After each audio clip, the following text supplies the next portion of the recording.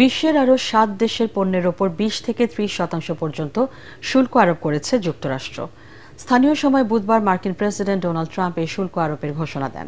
এক প্রতিবেদনে বার্তা সংস্থা আনাদোল জানিয়েছে, ১ আগস্ট থেকে ৭ দেশের পণ্যের ওপর ২০ থেকে ৩০% পর্যন্ত আমদানি শুল্ক আরোপ করবে যুক্তরাষ্ট্র। এর মধ্যে ফিলিপাইনের ওপর ২০%, ব্রুনাই ও মালদোভার ওপর ২৫%, শ্রীলঙ্কা, ইরাক, আলজেরিয়া এবং লিবিয়ার ওপর ৩০% শুল্ক আরোপ করা হয়েছে।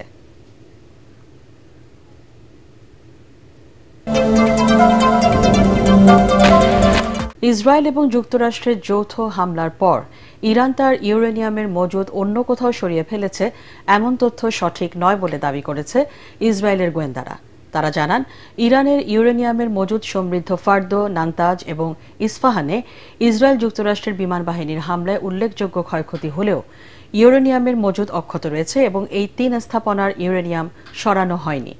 জাতিসংঘের পরমাণু কার্যক্রম পর্যবেক্ষণ সংস্থা ইন্টারন্যাশনাল অ্যাটমিক এনার্জি এজেন্সির তথ্য অনুযায়ী প্রায় ৪০০ কেজি ইউরেনিয়াম মজুদ করেছে ইরান এবং এই ইউরেনিয়াম ৬০% বিশুদ্ধ। এই মান যদি ৯০% উন্নীত করা যায় তাহলে তা দিয়ে পরমাণু বোমা বানানো সম্ভব। জাতিসংঘের সংস্থার এই বিবৃতিকে আমলে নিয়ে গত ১২ জুন ইরানে বিমান অভিযান শুরু করে ইসরায়েল, আমেরিকা।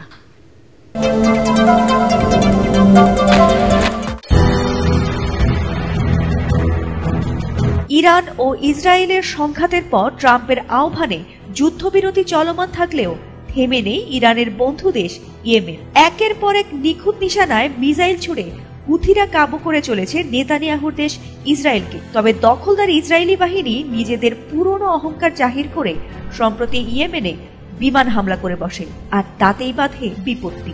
ইসরায়েল বোধহয় কল্পনাও করেনি যে ইরানের পাশাপাশি ইয়েমেনও তাদের এভাবে সামরিক শক্তিতে ঘুম হারাম করে ছাড়বে। তাদের এই সামরিক সক্ষমতা দেখে রীতিমতো ভড়কে গেছে যুদ্ধবাজ ইসরায়েল ও তার বন্ধু দেশ যুক্তরাষ্ট্র। মেহের নিউজের বরাতে বেশ কিছু সংবাদ মাধ্যম ইয়েমেনের এই সামরিক সক্ষমতা নিয়ে প্রতিবেদন প্রকাশ করে। প্রতিবেদনে বলা হয়েছে, হুথি আনসারুল্লাহরা ইসরায়েলি হামলা ঠেকাতে নিজেদের তৈরি শক্তিশালী বিমান প্রতিরক্ষা ব্যবস্থা প্রকাশ করে, যা ইসরায়েলি যুদ্ধ বিমানকে সম্পূর্ণভাবে হতবাক করে দেয়। ওই হামলার সময় ইয়েমেনের সশস্ত্র বাহিনী অসংখ্য মিসাইল ছুড়ে ইসরায়েলি জঙ্গি বিমানের বিরুদ্ধে রুখে দাঁড়ায়। এর ফলে ইসরায়েলি সামরিক নেতৃত্ব এক গভীর ধাক্কার মুখে পড়ে। হুথিরা বারবার ঘোষণা দিয়েছে যে তারা ফিলিস্তিনি অধিকার ও স্বার্থ রক্ষায় কোনো আপোষ করবে না।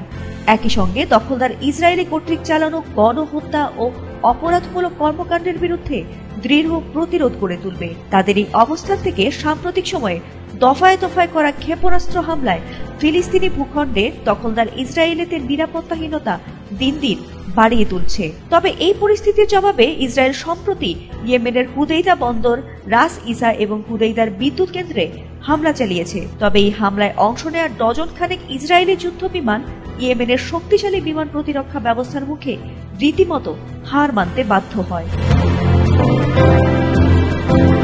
এছাড়া পশ্চিমা গোয়েন্দা সংস্থাগুলো ইতোপূর্বে একাধিক প্রতিবেদনে জানায় যে ইয়েমেনিরা ভূগর্ভস্থ সুড়ঙ্গগুলোতে নিজেদের উন্নত অস্ত্র তৈরি করছে এবং তারা এক্ষেত্রে পুরোপুরি স্বনির্ভর। আর এভাবে ইয়েমেন থেকে আসা এই নতুন ধাক্কা ইসরায়েলি বাহিনীর আঞ্চলিক কর্মকাণ্ডের পরিসরকে সংকুচিত করে ফেলছে।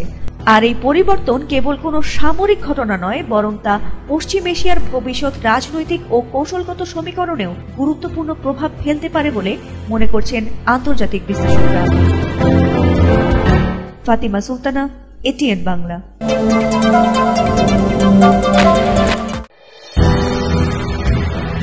সম্প্রতি নিজের অন্যতম বন্ধু রাষ্ট্র ইউক্রেনকে রক্ষা করতে সামরিক সহায়তা দেওয়ার ঘোষণা দেন ট্রাম্প। এ সময় রাশিয়ার প্রেসিডেন্ট ভ্লাদিমির পুতিনকেও বেশ কটাক্ষ করেন তিনি। তবে এ বিষয়টি মোটেই ভালোভাবে নেয়নি রাশিয়া। এর প্রেক্ষিতে এবার বন্ধু ইরানের অত্যাধুনিক ও শক্তিশালী ড্রোন দিয়ে অতীতের সব রেকর্ড ভেঙে ইউক্রেনে সবচেয়ে বড় ড্রোন ও মিসাইল হামলা চালিয়েছে রাশিয়া। আর এ তথ্য জানিয়েছে মার্কিন সংবাদ মাধ্যম সিএনএন। মঙ্গলবার রাতভর চালানো এ ভয়াবহ হামলায় ৭২৮টি ড্রোন ও ১৩টি ক্ষেপণাস্ত্র ব্যবহার করেছে মস্কো। জানা যায়, এখন পর্যন্ত একদিনের সবচেয়ে বড় আকাশ হামলা ছিল এটি। ইউক্রেনের প্রতিরক্ষা সূত্র জানিয়েছে, এই হামলায় রাশিয়া তাদের বন্ধু ইরানের তৈরি শাহেদ ড্রোন, ক্রুজ ও ব্যালিস্টিক ক্ষেপণাস্ত্র ব্যবহার করে। যদিও তারা দাবি করে যে ইউক্রেনের বিমান প্রতিরক্ষা বাহিনী 296টি ড্রোন এবং 7টি ক্ষেপণাস্ত্র ভূপাতিত করতে সক্ষম হয়। ইউক্রেনের প্রেসিডেন্ট ভলোদিমির জেলেনস্কি বলেন, এটি আমাদের ইতিহাসে সবচেয়ে বড় আকাশ হামলা। এটি প্রমাণ করে আমাদের আরও বেশি বিমান প্রতিরক্ষা দরকার। তিনি আরও জানান, হামলার প্রধান লক্ষ্য ছিল লুতস্ক শহর। পাশাপাশি কিয়েভ, খার্কিভ, দিনিপ্রো, মাইকোলাইভ ও সুমি অঞ্চলেও বিস্তৃতভাবে হামলা চালানো হয়। কিয়েভ অঞ্চলে বেসামরিক অনেক মানুষ আহত হয়েছে বলে নিশ্চিত করা হয়েছে, যদিও ক্ষয়ক্ষতির পরিমাণ এখনো নির্ধারণ করা হয়নি। ইউক্রেনের সেনাবাহিনীর তথ্যানুযায়ী শুধু জুন মাসেই রাশিয়া ৫,৪০০ ড্রোন ও ২২৯টি ক্ষেপণাস্ত্র হামলা চালিয়েছে, যা এই যুদ্ধে নতুন রেকর্ড। যদিও পশ্চিমা দেশগুলোর সহায়তায় ইউক্রেনও তাদের নিজস্ব ড্রোন প্রতিরক্ষা ব্যবস্থার উৎপাদন বাড়ানোর কাজ চালিয়ে যাচ্ছে, তবে রাশিয়া অচিরেই এক রাতে ১,০০০-এরও বেশি ড্রোন হামলা চালানোর সক্ষমতা অর্জন করতে পারে বলে আশঙ্কা প্রকাশ করছেন সামরিক বিশ্লেষকরা। ফাতিমা সুলতানা, এটিএন বাংলা।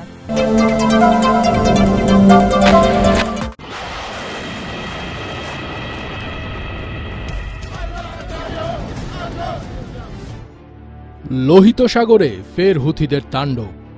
হুথিদের আতঙ্কে সেখান দিয়ে যেতে ভয়ে কাঁপছে পশ্চিমাদের জাহাজ। লোহিত সাগরে হুথি বিদ্রোহীদের হামলায় একটি পণ্যবাহী জাহাজ ডুবে গেছে। এ ঘটনায় ৬ জন নাবিককে জীবিত উদ্ধার করা হয়েছে, তবে আরও ১৫ জন এখনও নিখোঁজ রয়েছেন।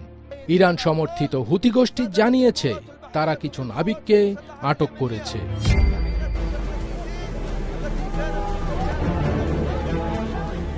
এটার্নিটি সি নামের লিবারিয়ান পতাকাবাহী কার্গো জাহাজে মোট ২৫ জন নাবিক ছিলেন। হামলার সময় জাহাজের ৪ জন নিহত হন বলে জানিয়েছে সংশ্লিষ্ট মেরিটাইম নিরাপত্তা সংস্থা। বাকি নাবিকেরা জাহাজ পরিত্যাগ করেন। জাহাজটি গতকাল বুধবার সকালে ডুবে যায়। এর আগে পরপর ২ দিন হামলার শিকার হয়েছিল এই জাহাজটি। উদ্ধার হওয়া ৬ জন নাবিক সমুদ্রে ২৪ ঘন্টারও বেশি সময় ধরে ভেসেছিলেন। মার্কিন যুক্তরাষ্ট্র ইয়েমেনে নিযুক্ত তাদের মিশন থেকে হুথিদের অভিযুক্ত করে জানানো হয়েছে তারা জীবিত নাবিকদের অপহরণ করেছে এবং দ্রুত ও নিঃশর্ত মুক্তির দাবিও জানানো হয়েছে।